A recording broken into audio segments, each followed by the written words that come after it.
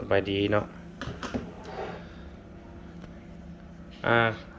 เขาจะบอกอาการตู้ที่ว่ามันเป็นขึ้นค่า 3L เนาะ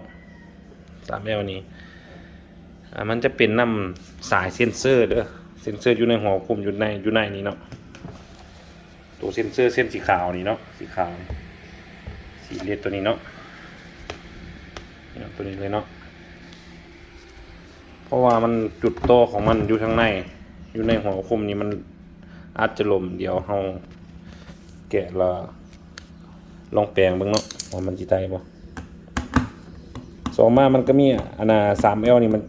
เซ็นเซอร์ตายก็มีเด้อเซ็นเซอร์ตายก็มีแต่ว่าส่วนหลายมันจะลมอาการตายนี่จะ2อย่างหน่อยนึงบ่ซุมี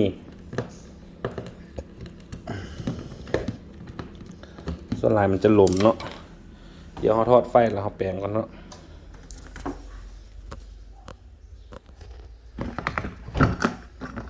จุดนี้เนาะนี่เนาะสายตัวนี้เนาะเสียบเข้าจ็อกเก็ตนี่เก็ตตัวนี้เนาะเสื้อมันตัวนี้เนาะนี่เนาะตัวนี้เขาเขาจะมาแปลงจุดนี้เนาะบางเทื่อกรณีเขาย้ำกลัวมัน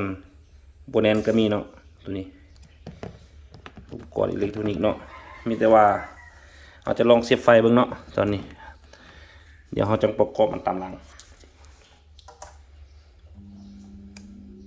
ขึ้นค่าแล้วเนาะบัดนี้เนาะเราสามารถกดขึ้นกดลงได้เด้อตัวนี้เนาะอันนี้เป็นค่าของงานมันเดี๋ยวเราประกอบแล้วเราจะตั้งค่าใหม่เนาะซึ่งอาการมันขึ้น 3L เหมือนเซ็นเซอร์เด้อเจ้าเซ็นเซอร์ตัวนี้ล้มเนาะสายเซ็นเซอร์ตัวนี้มันล้มหรือว่ามันตายเจ้าหลังจากที่ว่าเราแปลงเซ็นเซอร์แล้วมันจะขึ้นค่าเนาะบัดนี้เราจะมาตั้งค่าตัวนี้เป็นค่าของงานเนาะ25เรากดจึงไว้มันจะขึ้นไปเนาะขณะว่ามันกายเนาะเราสามารถเอาขึ้นเอาลงได้เด้อดิ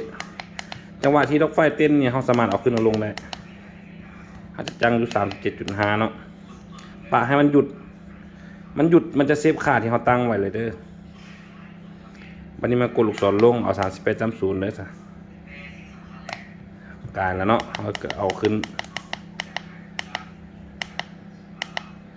โอเคเนาะมันจะเซฟพอเซฟค่าขึ้นเรากดบัตรเดียวเด้อกดแท็บขึ้น 37.5 เนาะลูกศรขึ้นลูกศรลงมัน 38.0 ถือว่าโอเคเนาะช่วงนี้อากาศหนาวเขาก็ติดหูนี่ไว้เนาะเพราะว่าพัดลมจะดูดอากาศเข้าทางในนี่เนาะติดหูนี่ไว้แดจงไว้จาก 3-4 หูแล้วก็พอเนาะคันถ้าว่าอาการร้อนหลายเขาก็แกะออก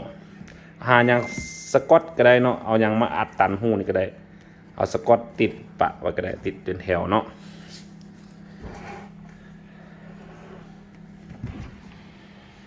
นี่เนาะมันจะสร้างความร้อนสร้างอะไรโดยดอกไฟเนาะคันถ้าว่าดอกไฟขาดก็มีแต่ว่าหาซื้อได้ทั่วไปเนาะดอกไฟให้ความร้อน